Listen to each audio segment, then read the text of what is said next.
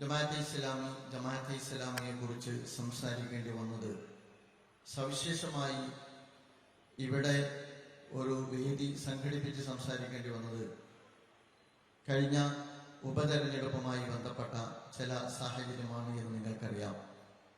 നിലമ്പൂരിൽ ഒരു ഉപതെരഞ്ഞെടുപ്പുണ്ടായിരുന്നു. ആ ഉപതെരഞ്ഞെടുപ്പിൽ UDF മത്സരിച്ചിട്ടുണ്ട്, LDF മത്സരിച്ചിട്ടുണ്ട്. ജമാഅത്തെ ഇസ്ലാമി ആ ഇലക്ഷനിൽ മത്സരിച്ചിട്ടില്ല. ജമാഅത്തെ ഇസ്ലാമി ആ ഇലക്ഷനിൽ പങ്കെടുത്തിട്ടില്ല. ജമാഅത്തെ ഇസ്ലാമി ആ ഇലക്ഷനിൽ കക്ഷി ചേർന്നിട്ടില്ല എന്നത് കേരളത്തിലുള്ള ഏതാണ്ട് എല്ലാ ആളുകൾക്കും അറിയാവുന്ന കാര്യമാണ്. പക്ഷേ ദൗർഭാഗ്യവശാൽ കേരളത്തിൽ നടന്ന ഉപതെരഞ്ഞെടുപ്പിൽ ഏറെ ചർച്ച ചെയ്യപ്പെട്ട ഒരു സംഘടനയുടെ പേരേതാണെന്ന് ചോദിച്ചാൽ ജമാഅത്തെ ഇസ്ലാമി ഹിന്ദാണ്. ആ അർത്ഥത്തിൽ മറ്റേതെങ്കിലും സംഘടന ചർച്ച ചെയ്യപ്പെട്ടിട്ടുണ്ടോ എന്ന് ചോദിച്ചാൽ ഇല്ല എന്നാണ് മറുപടി. അത് യാദൃച്ഛികമായി സംഭവിച്ചതാണ് എന്ന് നമ്മൾ ആരും വിചാരിക്കുന്നില്ല. അത് ബോധപൂർവം സംഭവിച്ചതാണ്. ജമാഅത്തെ ഇസ്ലാമിയെ ചർച്ചയിലേക്ക് കൊണ്ടുവരികയും ജമാഅത്തെ ഇസ്ലാമിയെ മുൻനിർത്തി ചർച്ച വികസിപ്പിക്കുകയും ജമാഅത്തെ ഇസ്ലാമിയെ നാട്ടക്കുറിയാക്കി മറുഭാഗത്ത് ഹൈന്ദവ വോട്ട് കൺസോളിഡേറ്റ് ചെയ്യുകയും അതേസമയം ജമാഅത്തെ ഇസ്ലാമിയെ മുൻനിർത്തിക്കൊണ്ടുള്ള അറ്റാക്കിൽ മുസ്ലിം മൈനോറിറ്റിക്കകത്തുള്ള വോട്ട് ബാങ്കിൽ ശൈഥില്യം സൃഷ്ടിക്കുകയും ചെയ്യുക എന്ന് പറയുന്ന അങ്ങേയറ്റം അപകടകരമായ വർഗീയ ധ്രുവീകരണത്തിന് ആക്കം കൂട്ടുന്ന വിഭാഗീയമായ ഒരു കാഴ്ചപ്പാടോടുകൂടി കേരളത്തിലെ ഏറെ ഉത്തരവാദപ്പെട്ട ഒരു രാഷ്ട്രീയ പ്രസ്ഥാനം CPIM-ന്റെ നേതൃത്വത്തിലുണ്ടായ പ്രവർത്തന ഫലമായിട്ടാണ് കേരളത്തിൽ ജമാഅത്തെ ഇസ്ലാമി ഇവിധം ഈ ഒരു ഇലക്ഷനിൽ ചർച്ച ചെയ്യപ്പെട്ടത് എന്ന് നമുക്കറിയാം. അതുകൊണ്ട് തന്നെ ജമാഅത്തെ ഇസ്ലാമി എന്താണ്? നിലമ്പൂരിലുള്ള ഒരു വലിയ ജനവിഭാഗം, ഒരുപക്ഷെ ജമാഅത്തെ ഇസ്ലാമിയെ ജീവിതത്തിൽ കേട്ടിട്ടില്ലാത്ത ഒരുപാട് ആളുകൾ നിലമ്പൂരിലും അതുപോലെ തന്നെ കേരളത്തിന്റെ മുക്കിലും മൂലയിലും ഒക്കെ ജമാഅത്തെ ഇസ്ലാമി എന്ന് പറയുന്ന ഒരു പ്രസ്ഥാനത്തെ അവരുടേതായ ഭാവനയിലും അവർ കേട്ട വിവരത്തിന്റെ അടിസ്ഥാനത്തിലും മനസ്സിലാക്കുകയും അതുപോലെ തന്നെ അതിനോട് നിലപാട് രൂപപ്പെടുത്തുകയൊക്കെ ചെയ്തുകൊണ്ടിരിക്കുന്ന ഒരു സമകാലിക സാഹചര്യത്തിലാണ് നമ്മളുള്ളത്. അതുകൊണ്ട് തന്നെ ഇസ്ലാമിക പ്രസ്ഥാനത്തെ സംബന്ധിച്ചിടത്തോളം ഇസ്ലാമിക പ്രസ്ഥാനത്തിന്റെ ആശയപരമായ ഉള്ളടക്കം അത് ജനങ്ങളോട് പറയാൻ ഈ സന്ദർഭം ജമാഅത്തെ ഇസ്ലാമി ഉപയോഗപ്പെടുത്തുകയാണ്.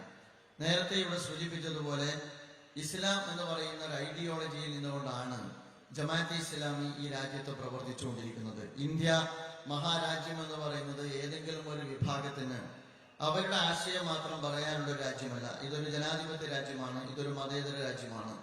ജനാധിപത്യത്തെക്കുറിച്ചും മതേതരത്വത്തെക്കുറിച്ചും പറയുമ്പോൾ പാശ്ചാത്യന്റെ സങ്കല്പം അനുസരിച്ചുകൊണ്ടുള്ള ഒരു മതേതരത്വ രാജ്യമല്ല ഇന്ത്യ. എല്ലാ മതങ്ങളോടും ഈക്വലായ സമീപനം സ്വീകരിക്കുന്നു എന്ന ഭരണഘടനയിൽ എഴുതി വെക്കപ്പെട്ട ഒരു രാജ്യമാണ് ഇന്ത്യ എന്ന് പറയുന്നത്. അതുകൊണ്ട് തന്നെ ഈ രാജ്യത്ത് എല്ലാ ജനവിഭാഗത്തിനും അവരവരുടേതായ അവകാശങ്ങളുണ്ട്. അവരുടെ ആശയങ്ങൾ ഉൾക്കൊള്ളാൻ, അവരുടെ ആശയങ്ങൾ പ്രചരിപ്പിക്കാൻ, അവരുടെ ആശയങ്ങൾക്ക് വേണ്ടി നിലയുറപ്പിക്കാൻ, അവരുടെ ആശയങ്ങൾ മുൻനിർത്തിക്കൊണ്ട് സംവാദങ്ങളിൽ ഏർപ്പെടാൻ ഈ രാജ്യത്തെ ഭരണഘടന നമുക്ക് സ്വാതന്ത്ര്യം നൽകുന്നുണ്ട്. ആ സ്വാതന്ത്ര്യത്തിൽ അകത്ത് നിന്നുകൊണ്ടാണ് 7 പതിറ്റാണ്ട് കാലത്തോളമായി രാജ്യത്ത് ജമാഅത്തെ ഇസ്ലാമി പ്രവർത്തിച്ചു കൊണ്ടിരിക്കുന്നത്. ജമാഅത്തെ ഇസ്ലാമി ഇസ്ലാമിനെ അതിന്റെ പ്രതിനിധാനമാണ് ഈ കാലഘട്ടത്തിൽ നിർവഹിക്കുന്നത്. ലാ ഇലാഹ ഇല്ലല്ലാഹ് എന്ന ആദർശത്തിന്റെ അടിത്തറകളിൽ നിന്നുകൊണ്ട് ചരിത്രത്തിൽ പ്രവാചകന്മാർ നിർവഹിച്ച ഇസ്ലാമിക ദൗത്യമാണ് ഈ കാലഘട്ടത്തിൽ ജമാഅത്തെ ഇസ്ലാമി നിർവഹിച്ചുകൊണ്ടിരിക്കുന്നത്. ഇസ്ലാം എന്ത് എന്നതിനെ കുറിച്ച് മുസ്ലിം സമുദായത്തിനകത്ത് വ്യത്യസ്തമായ കാഴ്ചപ്പാടുകൾ നിലനിൽക്കുന്നുണ്ട് എന്ന് നമുക്ക് എല്ലാവർക്കും അറിയാം. ജമാഅത്തെ ഇസ്ലാമിയെ സംബന്ധിച്ചിടത്തോളം ഇസ്ലാമിനെ കുറിച്ചുള്ള ജമാഅത്തെ ഇസ്ലാമിയുടെ സവിശേഷമായ കാഴ്ചപ്പാടാണ് പലപ്പോഴും ഈ രാജ്യത്തെ പൊതുമണ്ഡലത്തിലുള്ള പല ആളുകളെ സംബന്ധിച്ചിടത്തോളവും അസ്വസ്ഥതയുണ്ടാക്കുന്നതോ അല്ലെങ്കിൽ ഈ അർത്ഥത്തിലുള്ള സംവാദത്തിന് വേണ്ടി ജമാഅത്തെ ഇസ്ലാമിയെ നാട്ടക്കുറിയാക്കുന്നിടത്തേക്ക് അവർക്ക് സൗകര്യമൊരുക്കുകയോ ചെയ്യുന്നത്. പക്ഷേ ഇസ്ലാമിക പ്രസ്ഥാനത്തെ സംബന്ധിച്ചിടത്തോളം ചരിത്രത്തെ മുൻനിർത്തിക്കൊണ്ട് ഇസ്ലാമിന്റെ ആ സവിശേഷതയോടുകൂടി തന്നെ ഈ കാലഘട്ടത്തിൽ ഇസ്ലാമിന്റെ പ്രതിനിധാനം നിർവഹിക്കാൻ തീരുമാനിച്ച പ്രസ്ഥാനത്തിന്റെ പേരാണ് ജമാഅത്തെ ഇസ്ലാമി എന്ന് പറയുന്നത്.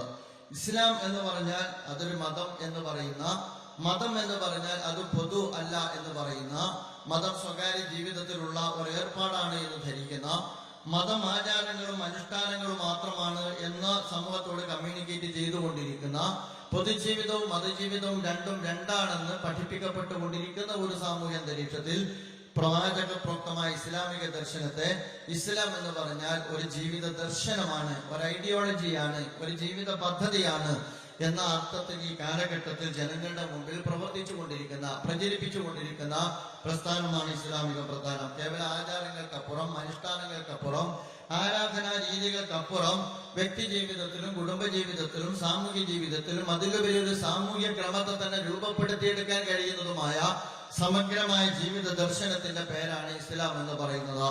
എന്താണ് ഇസ്ലാം എന്ന ചോദ്യത്തിന് ഇസ്ലാമിക പ്രസ്ഥാനത്തെ സംബന്ധിച്ചിടത്തോളം ഇസ്ലാം നമ്മുടെ മുമ്പിൽ ഒരു വേ ഓഫ് ലൈഫ്, നമ്മുടെ ജീവിതത്തിന്റെ മാർഗമാണ്, ഹിദായത്താണ് എന്നുള്ളതാണ് നമ്മൾ ഓരോരുത്തരും പറഞ്ഞുകൊണ്ടിരിക്കാറുള്ളത്. ആ അർത്ഥത്തിൽ ഇസ്ലാമിനെ സമഗ്രമായി ഉൾക്കൊള്ളുന്നത് കൊണ്ട് തന്നെ ഇസ്ലാമിക ആദർശത്തിന്റെ അടിത്തറയിൽ നിന്നുകൊണ്ട് ചുറ്റുപാടുകളുടെ നിലപാട് സ്വീകരിക്കാൻ, ചുറ്റുപാടുകളുടെ ആശയങ്ങളുടെ നിലപാട് സ്വീകരിക്കാൻ, രാജ്യത്ത് രൂപപ്പെട്ടു വരുന്ന പുതിയ പ്രവണതകളുടെ സമീപനം സ്വീകരിക്കാൻ, രാജ്യം ഇന്നോട് നേരിട്ടുകൊണ്ടിരിക്കുന്ന നിരവധി വിഷയങ്ങളോട് സംവദിക്കാൻ, സമൂഹത്തോട് എൻഗേജ് ചെയ്യാൻ നാളിതുവരെ ജമാഅത്തെ ഇസ്ലാമിക്ക് സാധിച്ചു പോന്നിട്ടുണ്ട് എന്നും നിങ്ങൾക്ക് കാണാവുന്ന കാര്യമാണ്. അത് ഇസ്ലാമിക പ്രസ്ഥാനം ഇസ്ലാമിനോട് വെച്ചു പുലർത്തുന്ന സവിശേഷമായ അതിന്റെ നിലപാടിൽ നിന്ന് രൂപപ്പെട്ടു വന്നതാണ് എന്നും ഇസ്ലാമിക പ്രസ്ഥാനത്തെ കുറിച്ച് പഠിക്കുന്ന ഏതൊരാൾക്ക് മനസ്സിലാക്കാവുന്ന കാര്യമാണ്. അതുകൊണ്ട് ജമാഅത്തെ ഇസ്ലാമിയെ സംബന്ധിച്ചിടത്തോളം ഈ രാജ്യത്ത് ജീവിക്കുന്ന ഏതൊരു വിഭാഗത്തിനും ഏതാശയങ്ങളും ഉൾക്കൊള്ളാനുള്ള സ്വാതന്ത്ര്യമുണ്ട് എന്ന് ഞാൻ പറഞ്ഞു. മതം ഉൾക്കൊള്ളാനുള്ള സ്വാതന്ത്ര്യമുണ്ട്, മതത്തെ നിരാകരിക്കാനുള്ള സ്വാതന്ത്ര്യമുണ്ട്, നാസ്തികതയെ ഉൾക്കൊള്ളാനുള്ള സ്വാതന്ത്ര്യമുണ്ട്, മതനിരാശ പ്രസ്ഥാനങ്ങളിൽ പ്രവർത്തിക്കാനുള്ള സ്വാതന്ത്ര്യമുണ്ട്. അതേപോലെ തന്നെ തങ്ങളുടെ ജീവിതത്തിന്റെ മാർഗദർശനമായി ഇസ്ലാമിനെ അംഗീകരിച്ചുകൊണ്ട് അതിനെ ഉൾക്കൊള്ളാനും അതിനെ പ്രചരിപ്പിക്കുവാനുമുള്ള സ്വാതന്ത്ര്യമുള്ള ഒരു രാജ്യത്താണ് ജമാഅത്തെ ഇസ്ലാമി ലാ ഇലാഹ ഇല്ലല്ലാഹ് എന്ന ആദർശത്തിന്റെ അടിത്തറയിൽ നിന്നുകൊണ്ട് സമഗ്രമായ ജീവിത പദ്ധതിയാകുന്ന ഇസ്ലാമിക ദർശനത്തെ ഈ കാലഘട്ടത്തിലെ ജനവിഭാഗത്തോട് പരിചയപ്പെടുത്തിക്കൊണ്ടിരിക്കുന്നത് എന്ന് നമുക്ക് മനസ്സിലാക്കാവുന്നതാണ്. ഇസ്ലാമിക പ്രസ്ഥാനത്തിന്റെ നേരത്തെ സൂചിപ്പിച്ചതുപോലെ വളരെ കൃത്യമായ ഒരു ഭരണഘടനയുണ്ട്, എഴുതപ്പെട്ട ഒരു ഭരണഘടനയുണ്ട്. അത് ഇന്നലെ പൊട്ടിമുളച്ച വിവാദത്തിൽ നിന്ന് രൂപപ്പെട്ടു വന്ന ആശയങ്ങൾ അഭിമുഖീകരിക്കാൻ വേണ്ടി ഏതോ അർത്ഥത്തിൽ രൂപപ്പെടുത്തിയ ഒന്നല്ല, പതിറ്റാണ്ടുകൾക്ക് മുമ്പ് രൂപപ്പെടുത്തിയ ഇസ്ലാമിക അടിത്തറയിൽ നിന്നുകൊണ്ടുള്ള ഒരു സംഘടനാ ചട്ടക്കൂടും ആ സംഘടനാ ചട്ടക്കൂട് എങ്ങനെയാണ് പ്രവർത്തിക്കുക എന്ന് വിശദീകരിക്കുന്ന വളരെ കൃത്യമായ ഭരണഘടനയും ജമാഅത്തെ ഇസ്ലാമിക്ക് നിങ്ങൾക്ക് കാണാവുന്നതാണ്. നേരത്തെ സൂചിപ്പിച്ചതുപോലെ അതിൽ ഒന്നാമത് അതിന്റെ ആദർശത്തെ കുറിച്ച് പറയുന്നുണ്ട്. അത് ലാ ഇലാഹ ഇല്ലല്ലാഹ് എന്നുള്ളതാണ്. ലാ ഇലാഹ ഇല്ലല്ലാഹ് എന്ന് പറയുന്ന ആദർശത്തിൽ ഊന്നി നിന്നുകൊണ്ടാണ് ജമാഅത്തെ ഇസ്ലാമി പ്രവർത്തിച്ചു കൊണ്ടിരിക്കുന്നത്. അത് മുസ്ലിം സമൂഹത്തിന്റെ ആദർശവാക്യമാണ്. ചരിത്രത്തിൽ പ്രവാചകന്മാർ പരിചയപ്പെടുത്തിയ ആദർശവാക്യമാണ്. ആ പ്രവാചകൻ റസൂലുള്ളാഹി സ്വല്ലല്ലാഹു അലൈഹി വസല്ലം വളരെ സുന്ദരമായി സമൂഹത്തിന് പരിചയപ്പെടുത്തുകയും വളരെ സമഗ്രമായി ലോകത്ത് ആവിഷ്കരിക്കുകയും ലോകം അംഗീകരിക്കുകയും ചെയ്ത ഒരാശയത്തിന്റെ പേരാണ് യഥാർത്ഥത്തിൽ ലാ ഇലാഹ ഇല്ലല്ലാഹ് എന്ന ആദർശത്തിൽ നിന്ന് രൂപപ്പെടുത്തപ്പെട്ട ഇസ്ലാം എന്ന് പറയുന്ന ആശയം. അതുകൊണ്ട് ഇസ്ലാം എന്ന് പറയുന്ന ദർശനത്തിന്റെ അടിസ്ഥാനമായ ലാ ഇലാഹ ഇല്ലല്ലാഹയാണ് ജമാഅത്തെ ഇസ്ലാമി അതിന്റെ അടിസ്ഥാനമായി സ്വീകരിച്ചിട്ടുള്ളത്, ആദർശമായി അംഗീകരിച്ചിട്ടുള്ളത്. അതുപോലെ തന്നെ ലക്ഷ്യം ഇഖാമത്തുദ്ദീനാണ്, നേരത്തെ ഇവിടെ വിശദീകരിച്ചോ. അതിന്റെ പ്രവർത്തന മാർഗവും വളരെ കൃത്യമായി ജമാഅത്തെ ഇസ്ലാമി പഠിപ്പിക്കുന്നുണ്ട്. ജമാഅത്തെ ഇസ്ലാമിയുടെ ഭരണഘടനയുടെ ഖണ്ഡിക 5 നിങ്ങൾ എടുത്ത് പരിശോധിച്ച് നോക്കിക്കഴിഞ്ഞാൽ ഖണ്ഡിക 5-ൽ 3 കാര്യങ്ങളാണ് പറയുന്നത്. ഏതൊരാൾക്കും അതെടുത്ത് പരിശോധിക്കാവുന്നതാണ്. ആ ഖണ്ഡിക 5-ൽ ഒന്നാമത് പറയുന്നത് ഈ പ്രസ്ഥാനത്തിന്റെ അടിസ്ഥാന ഖുർആനും സുന്നത്തുമായിരിക്കും എന്നുള്ളതാണ്. അതിൽ ആർക്കാണ് വിയോജിക്കാൻ കഴിയുക?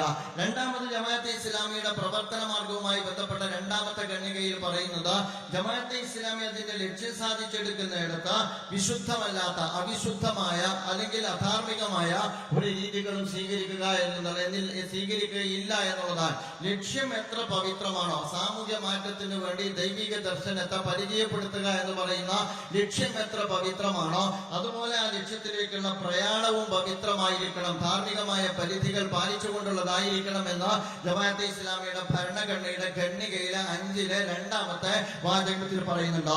മൂന്നാമതായി അതിന്റെ ഖണ്ഡിക 5-ൽ തന്നെ പറയുന്ന മൂന്നാമത്തെ കാര്യം ഇസ്ലാമിക പ്രസ്ഥാനം അതിന്റെ പ്രവർത്തന മാർഗത്തിൽ സമാധാനപരവും രചനാത്മകവുമായ രീതിയാണ് സ്വീകരിക്കുക എന്നുള്ളതാണ്. പ്രിയമുള്ള സുഹൃത്തുക്കളെ, ഇതാണ് ഇന്ത്യ രാജ്യത്ത് പ്രവർത്തിച്ചുകൊണ്ടിരിക്കുന്ന ഇസ്ലാമിക പ്രസ്ഥാനത്തിന്റെ പ്രവർത്തന സ്വഭാവം, അതിന്റെ ലക്ഷ്യം, അതിന്റെ പ്രവർത്തന രീതി എന്ന് പറയുന്നത്. നിങ്ങൾക്കറിയാം, അതിനൊക്കെ പുറമെ 7.5 പതിറ്റാണ്ട് കാലത്തെ ഇസ്ലാമിക പ്രസ്ഥാനത്തിന്റെ ജീവിതാനുഭവങ്ങൾ ഇവിടെയുണ്ട്. ആ ചന്ദ്രനിലല്ല, അതുപോലെ തന്നെ വേറെ ഏതോ ദ്വീപിലല്ല ജമാഅത്തെ ഇസ്ലാമിയുടെ പ്രവർത്തകർ ജീവിച്ചുകൊണ്ടിരിക്കുന്നത്. ഇന്ത്യ രാജ്യത്താണ് ജീവിച്ചുകൊണ്ടിരിക്കുന്നത്. ഇന്ത്യ രാജ്യത്ത് കേരളത്തിൽ മാത്രമല്ല ഇന്ത്യ രാജ്യത്തെ ഒട്ടുമിക്ക സംസ്ഥാനങ്ങളിലും ജമാഅത്തെ ഇസ്ലാമിയുടെ പ്രവർത്തനങ്ങൾ നടന്നു വന്നുകൊണ്ടിരിക്കുന്നുണ്ട്. നമ്മുടെ ഭരണകൂടങ്ങൾക്ക് അതിന്റെ എല്ലാ ഏജൻസികൾക്കും പരിശോധിക്കാവുന്ന രീതിയിൽ ജമാഅത്തെ ഇസ്ലാമി അവരുടെ മുമ്പാകെയുണ്ട്. ഞാൻ പറയുന്നത് ആ അർത്ഥത്തിൽ ഏറെ പതിറ്റാണ്ടിന്റെ ചരിത്രം എന്ന് പറയുന്നതാണ് ജമാഅത്തെ ഇസ്ലാമിയുടെ ഏറ്റവും വലിയ ക്രെഡിബിലിറ്റി എന്ന് സൂചിപ്പിക്കാൻ ഞാൻ ആഗ്രഹിക്കുകയാണ്. ഏറെ പതിറ്റാണ്ടിന്റെ ചരിത്രം ഇസ്ലാമിക പ്രസ്ഥാനത്തിന്റെ ഇസ്ലാമികമായി ധാർമ്മികതയെ ശരിവെക്കുന്നതാണ് എന്ന് നിങ്ങൾക്ക് കാണാവുന്നതാണ്. അതിന്റെ പ്രവർത്തകർ ഈ രാജ്യത്തുണ്ട്, അതിന്റെ പരിപാടികൾ ഈ സമൂഹത്തിൽ നടക്കുന്നുണ്ട്, അതിന്റെ നിലപാടുകൾ വളരെ ക്ലാരിറ്റിയോടുകൂടി നമ്മുടെ മുമ്പാകെയുണ്ട്, അതിന്റെ പ്രഭാഷണങ്ങൾ നമ്മുടെ മുമ്പാകെയുണ്ട്, അതിന്റെ സാഹിത്യങ്ങൾ നമ്മുടെ മുമ്പാകെയുണ്ട്, അതിന്റെ സ്ഥാപനങ്ങൾ നമ്മുടെ മുമ്പാകെയുണ്ട്, അതിന്റെ സംവിധാനങ്ങൾ നമ്മുടെ മുമ്പാകെയുണ്ട്. അത് മുന്നോട്ട് വെക്കുന്ന ഒരുപാട് മെറ്റീരിയലുകൾ നമ്മുടെ മുമ്പാകെ ദിനാനെ എന്നോണം അതിന്റെ സോഷ്യൽ മീഡിയയിലും മറ്റും വന്നുകൊണ്ടിരിക്കുന്നുണ്ട്. എന്റെ പ്രിയപ്പെട്ട സുഹൃത്തുക്കളോട് ഞാൻ പറയുക, ഏറെ പതിറ്റാണ്ടിനിടക്ക് രാജ്യവിരുദ്ധം എന്ന് പറയാവുന്ന ആന്റി അതുപോലെ തന്നെ സോഷ്യൽ എന്ന് പറയാവുന്ന പരവിധ വിദ്വാസം പ്രചരിപ്പിക്കുന്നു എന്ന് പറയാവുന്ന ഒരു വരി പോലും ഇസ്ലാമിക പ്രസ്ഥാനവുമായി ബന്ധപ്പെട്ട അതിന്റെ ഏതെങ്കിലും ഒരു കണ്ടന്റിൽ കണ്ടെത്താൻ കഴിയുകയില്ല എന്ന് ഏറെ പതിറ്റാണ്ടിന്റെ ചരിത്രത്തെ മുൻനിർത്തി പറയാൻ കഴിയുന്ന മറ്റൊരു പ്രസ്ഥാനത്തെ കേരളീയ സമൂഹത്തിൽ നമുക്ക് കണ്ടെത്താൻ കഴിയില്ല എന്നുള്ളതാണ്. അത്ര കൃത്യതയിൽ ഒരു പ്രസ്ഥാനം അതിന്റെ പ്രവർത്തകരെ വളർത്തിയെടുത്തു എന്നുള്ളതാണ്. പക്ഷേ അതിൽ നിന്നെല്ലാം ഇതെല്ലാം ഉണ്ടായിരിക്കുകയാണ് വളരെ ബോധപൂർവം ഈ രാജ്യത്തെ ഉത്തരവാദപ്പെട്ട ഒരു രാഷ്ട്രീയ പ്രസ്ഥാനം ജമാഅത്തെ ഇസ്ലാമിയെ ഭീകരവൽക്കരിച്ചുകൊണ്ട് മറുഭാഗത്ത് തങ്ങളുടെ ലക്ഷ്യം നേടാൻ ശ്രമിച്ചുകൊണ്ടിരിക്കുന്നത്. കേരളത്തിൽ നിങ്ങൾ ആലോചിച്ച് നോക്കുക, ഈ നിലമ്പൂരിലും അത് തന്നെയാണ് സംഭവിച്ചത്. നമ്മൾ ശ്രദ്ധിച്ചോ, RSSനോട് സമീകരിച്ചുകൊണ്ടാണ്. RSS എന്ത് എന്നറിയാത്തവരല്ല CPM.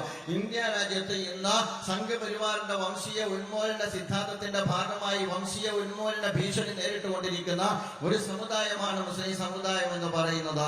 ഇവിടെ മോബ് ലിഞ്ചിങ് നടത്തിക്കൊണ്ടിരിക്കുന്നത് അവരാണ്, മസ്ജിദുകൾ തകർത്തുകൊണ്ടിരിക്കുന്നത് അവരാണ്, അതുപോലെ തന്നെ ഈ രാജ്യത്ത് ഗർവാപ്പസി നടത്തിക്കൊണ്ടിരിക്കുന്നത് അവരാണ്, അതുപോലെ തന്നെ ഈ രാജ്യത്ത് ഒരുപാട് അപകടകരമായ പൗരത്വ നിയമം നടപ്പാക്കിക്കൊണ്ടിരിക്കുന്നത് അവരാണ്. ഈ അർത്ഥത്തിൽ രാജ്യത്തിന്റെ നിയമങ്ങളെ വെല്ലുവിളിച്ചുകൊണ്ട് രാജ്യത്തെ മൈനോറിറ്റിക്ക് നേരെ അവരുടെ ജീവിതത്തെ അരക്ഷിതാവസ്ഥയിലേക്ക് തള്ളിയിട്ടുകൊണ്ടിരിക്കുന്ന സംഘപരിവാറിനോട് ഈ രാജ്യത്തെ മൈനോറിറ്റിയെ ഉപമിക്കുക, ഈ രാജ്യത്തെ ജമാഅത്തെ ഇസ്ലാമിയെ ഉപമിക്കുക എന്ന് പറയുന്നിടത്ത് യഥാർത്ഥത്തിൽ CPM നിർവഹിച്ചുകൊണ്ടിരിക്കുന്നത്, ഇടതുപക്ഷം നിർവഹിച്ചുകൊണ്ടിരിക്കുന്നത് സംഘപരിവാറിന് വേരോട്ടം കിട്ടാത്ത കേരളീയ മണ്ണിൽ സംഘപരിവാറിന് വേരോട്ടം നേടിക്കൊടുക്കുക എന്നുള്ളതാണ്. നിലമ്പൂരിൽ തന്നെ നിങ്ങൾ എടുത്ത് പരിശോധിച്ച് നോക്കുക, നിലമ്പൂരിൽ ഏറ്റവും കൂടുതൽ ചർച്ച ചെയ്യപ്പെട്ട പ്രസ്ഥാനം ജമാഅത്തെ ഇസ്ലാമിയാണ്. സംഘപരിവാർ ചർച്ച ചെയ്യപ്പെട്ടോ? ഇന്ത്യ രാജ്യത്ത് ഏറ്റവും കൂടുതൽ ഭീഷണി ഉയർത്തുന്ന സംഭവം എന്താണ്? അതുപോലെ തന്നെ ഇന്ത്യയിൽ ജാതിമത ഭേദമന്യ ഒറ്റക്കെട്ടായി ഇന്ത്യ അലയൻസ് എന്ന് പറയുന്ന ഒരു പ്രീ അലയൻസിനെ മുൻനിർത്തിക്കൊണ്ട് ഒറ്റക്കെട്ടായി പ്രവർത്തിച്ചത് എന്തിനു വേണ്ടിയാണ്? നമുക്കെല്ലാവർക്കും അറിയാവുന്ന കാര്യമാണ്. നമ്മുടെ ചരിത്രത്തിൽ, നമ്മുടെ വിദ്യാഭ്യാസത്തിൽ,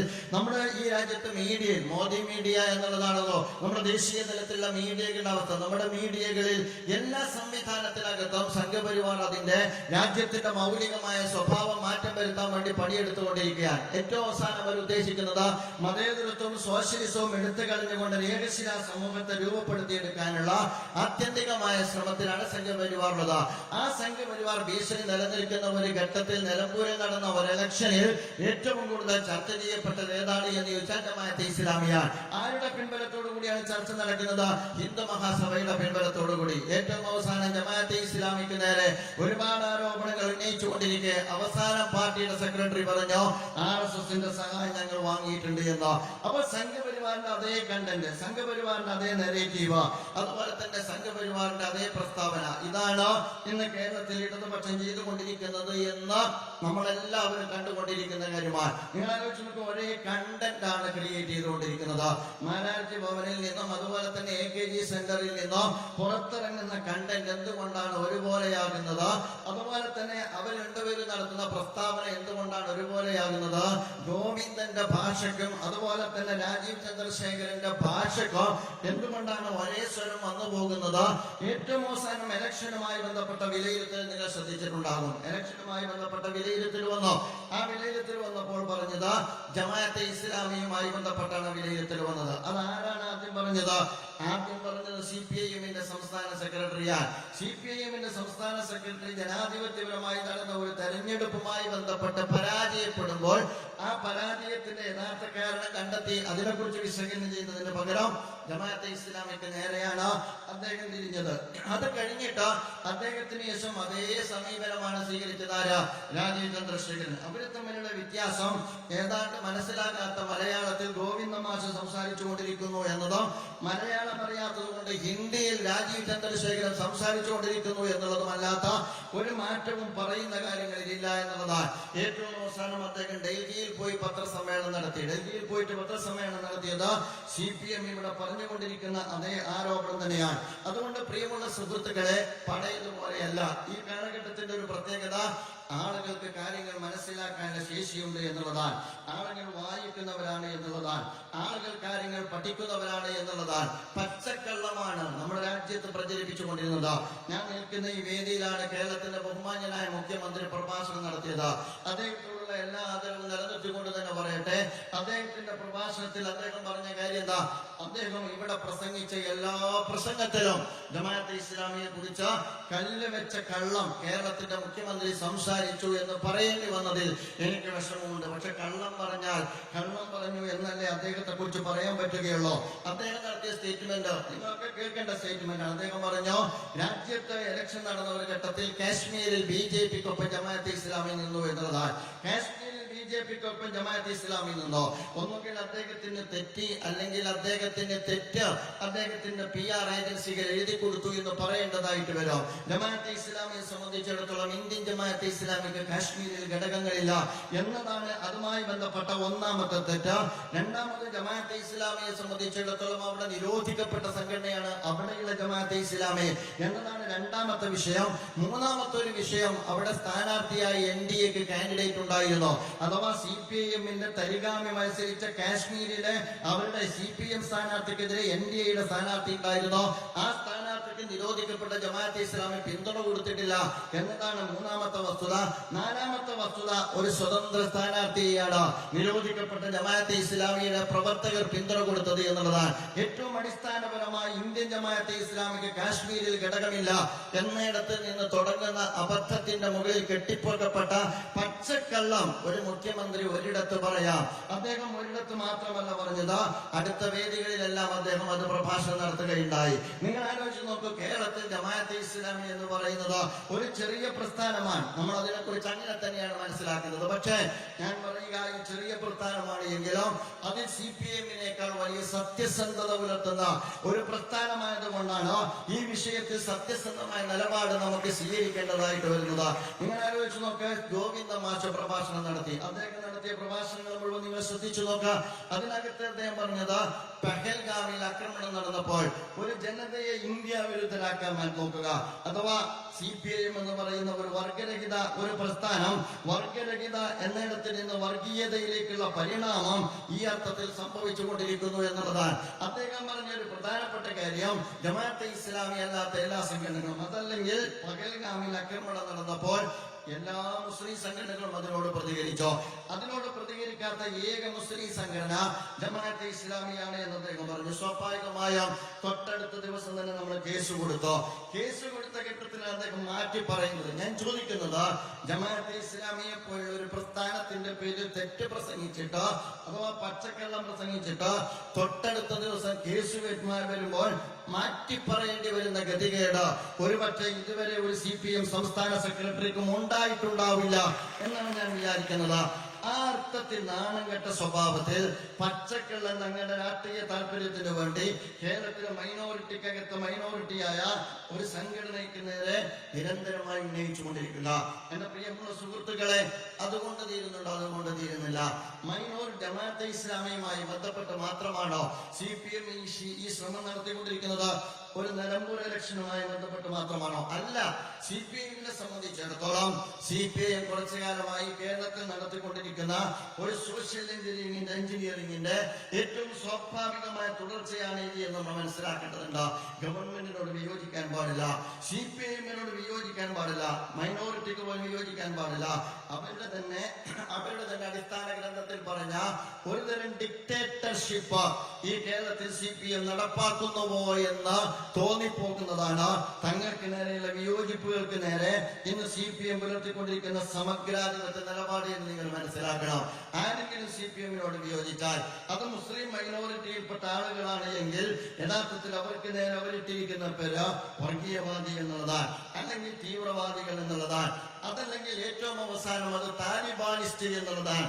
എന്താണ് താലിബാനിസം എന്നുള്ളതോ, അതുപോലെ തന്നെ എന്താണ് തീവ്രവാദത്തിന്റെ നിർവചനം എന്നുള്ളതോ, എന്താണ് വർഗീയവാദത്തിന്റെ നിർവചനം എന്നുള്ളതോ നമുക്കെല്ലാവർക്കും അറിയാവുന്ന കാര്യമാണ്. അത് CPM-ന് നന്നായിട്ട് അറിയാം. മുസ്ലിം മൈനോറിറ്റിക്കകത്ത് തങ്ങളോട് വിയോജിപ്പ് വരുന്ന ഘട്ടത്തിൽ അവരവർ വിളിപ്പേരായിട്ട് കാണുന്നത് വർഗീയവാദി എന്നുള്ളതാണ്. ഞാൻ പറഞ്ഞു വരുന്നത് യഥാർത്ഥത്തിൽ വിപ്ലവത്തിന്റെ നൂറുപൂക്കൾ വിരിയിക്കാൻ ഇറങ്ങിയ ആളുകൾ ഇന്ന് വിദ്വേഷത്തിന്റെ വൻമരങ്ങളായി തീർന്നുകൊണ്ടിരിക്കുന്നു എന്നുള്ളതാണ് ഈ കാലഘട്ടത്തിൽ CPIM-ന്റെ ഏറ്റവും വലിയ ദുര്യോഗം എന്ന് പറയാതിരിക്കാൻ നിർവാഹമില്ല. ഞാൻ വ്യക്തിപരമായി ആരെയും അധിക്ഷേപിക്കാൻ ആഗ്രഹിക്കുന്നില്ല. ഏറെ ആദരണീയനായ ഒരു സ്ഥാനാർത്ഥിയാണ് ഇവിടെ മത്സരിച്ചത്. ഏറ്റവും വലിയൊരു പ്രശ്നം അദ്ദേഹം പരാജയപ്പെട്ടതിന് ശേഷം അദ്ദേഹം സമനില തെറ്റിയതുപോലെയാണ് സംസാരിച്ചുകൊണ്ടിരിക്കുന്നത് എന്ന് പറയാതിരിക്കാൻ നിർവാഹമില്ല. നിങ്ങൾ അദ്ദേഹത്തിന്റെ റിസൾട്ട് വന്നതിന് ശേഷമുള്ള അദ്ദേഹത്തിന്റെ പരാമർശങ്ങൾ നിങ്ങൾ ശ്രദ്ധിക്കുക. യഥാർത്ഥത്തിൽ നിലമ്പൂര് ജമാഅത്തെ ഇസ്ലാമിയുടെ സ്ട്രെങ്ത് എത്രയെന്ന് എല്ലാവർക്കും അറിയാവുന്നതാണ്. ആ സ്ട്രെങ്ത് അവിടെ മാറ്റിവെക്കുക. ഇവിടെ പരാജയപ്പെട്ടത് 10,000 പ്ലസ് 20,000 30,000 വോട്ടിനാണ്. സഖാവ് കുഞ്ഞാലിയുടെ മണ്ഡലത്തിൽ 30,000 വോട്ടിന് പരാജയപ്പെടാനുള്ള യോഗ്യത കിട്ടിയത് ഒരു പാർട്ടി സെക്രട്ടേറിയറ്റ് മെമ്പർക്കാണ് എന്നും കൂടി നമ്മൾ മനസ്സിലാക്കേണ്ടതുണ്ട്. എന്തുകൊണ്ടത് സംഭവിച്ചു എന്ന് വളരെ ഗൗരവത്തോടു കൂടി വിലയിരുത്താൻ CPM സന്നദ്ധമാകണം. എന്തുകൊണ്ട് എന്ന് ചോദിച്ചാൽ ലളിതമായി പറഞ്ഞാൽ എന്താണ് നിങ്ങൾ ഇലക്ഷന്റെ ഘട്ടത്തിൽ ചർച്ച ചെയ്തത് എന്നത് തന്നെയാണ് അതിന്റെ ഉത്തരം ലഭിക്കുന്ന ഏറ്റവും പ്രധാനപ്പെട്ട കാര്യം. നിങ്ങൾ രാഷ്ട്രീയം ചർച്ച ചെയ്തോ? നിങ്ങൾ രാഷ്ട്രീയം ചർച്ച ചെയ്തില്ല. നിങ്ങൾ വികസനത്തെ കുറിച്ച് ചർച്ച ചെയ്തോ? വികസനത്തെ കുറിച്ച് ചർച്ച ചെയ്തില്ല. പാർട്ടി സെക്രട്ടറി സംസാരിച്ചത്, അതുപോലെ തന്നെ മുഖ്യമന്ത്രി സംസാരിച്ചത്, അതുപോലെ തന്നെ പാർട്ടി സ്ഥാനാർത്ഥി സംസാരിച്ചത് ജമാഅത്തെ ഇസ്ലാമിയെ കുറിച്ച് മാത്രമാണ്. ഒരു കാര്യം ഞാൻ ഓർമ്മപ്പെടുത്താൻ ആഗ്രഹിക്കുകയാണ്. ആ ക്യാപ്സൂളിന്റെ സമയം കഴിഞ്ഞു എന്ന് ഓർമ്മപ്പെടുത്താൻ നിലമ്പൂർ നിങ്ങൾക്ക് മതിയായ മുന്നറിയിപ്പാൻ. നിങ്ങൾ ഇതേ ക്യാപ്സൂളാണ് പാലക്കാട് ഇറക്കിയത്, അത് ഫലിച്ചിട്ടില്ല. നിങ്ങൾ അതേ ക്യാപ്സൂളാണ് നിലമ്പൂർ ഇറക്കിയത്, അത് ഫലിച്ചിട്ടില്ല.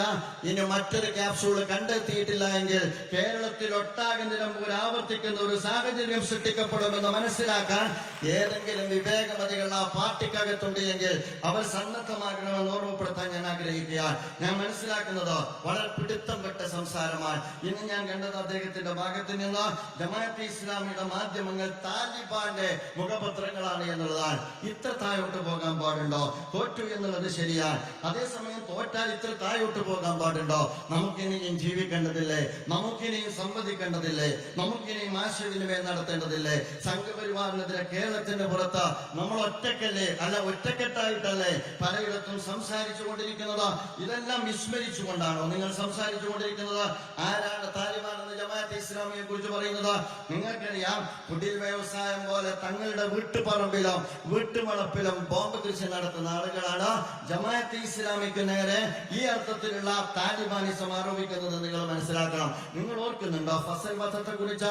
സ്വന്തം പാർട്ടിയിൽ പ്രവർത്തിച്ച ചെറുപ്പക്കാരനായിരുന്നില്ലേ തലശ്ശേരിയിലെ ഫസൽ എന്ന് പറയുന്ന ചെറുപ്പക്കാരൻ? ആ ചെറുപ്പക്കാരൻ പാർട്ടി വിട്ട് തൊട്ടപ്പുറത്തേക്ക് പോയപ്പോൾ എന്താണ് ചെയ്തത്? വളരെ നിഷ്ഠൂരമായി ഫസലിനെ കൊലപ്പെടുത്തി. ഫസലിനെ കൊലപ്പെടുത്തി എന്നത് മാത്രമല്ല, വിട്ടുപോകുന്നവർക്കൊക്കെ യഥാർത്ഥത്തിൽ മുർത്തത്തുകളെ വെട്ടിക്കൊലപ്പെടുത്തുക എന്നുള്ള നിയമം നടപ്പാക്കിക്കൊണ്ടിരിക്കുന്നത് കേരളത്തിൽ CPIM ആണ് എന്ന കാര്യം നമുക്ക് എല്ലാവർക്കും അറിയാവുന്ന കാര്യമാണ്. സ്വന്തം പാർട്ടിയിൽ നിന്നൊരുത്തം പുറത്തു പോയാൽ അവനെ എത്ര എന്നുള്ളത് വേറെ നമ്മൾ കണക്കാക്കേണ്ടതാണ്. അത് പാർട്ടി കണക്കാക്കിയിട്ട് വകവരുത്തുന്ന ടീമാണ്. അവരാണ് നമ്മോട് താലിബാനിസത്തെ കുറിച്ച് പറയുന്നത്. ഫസൽ വധിക്കപ്പെട്ടതിന് ശേഷം ചെയ്തത് എന്താണെന്ന് ചോദിച്ചാൽ, ഫസലിന്റെ രക്തഭംഗിരമായ വസ്ത്രത്തിന്റെ അംശം ഒരു RSSകാരന്റെ വീട്ടിന്റെ മുമ്പ് കൊണ്ടുപോയിട്ടോ. എന്തിനാണെന്ന് നിങ്ങൾക്കറിയാമോ? തലശ്ശേരി കലാപത്തിന്റെ നടുക്കുന്ന ഓർമ്മകൾ നമ്മൾ ഇപ്പോഴും നമ്മൾ വിട്ടുപിരിഞ്ഞിട്ടില്ല. ആ തലശ്ശേരി കലാപത്തിന്റെ മുറിവുടക്കാൻ ഒരുപാട് കാലമെടുത്തു ഈ കേരളത്തിന്.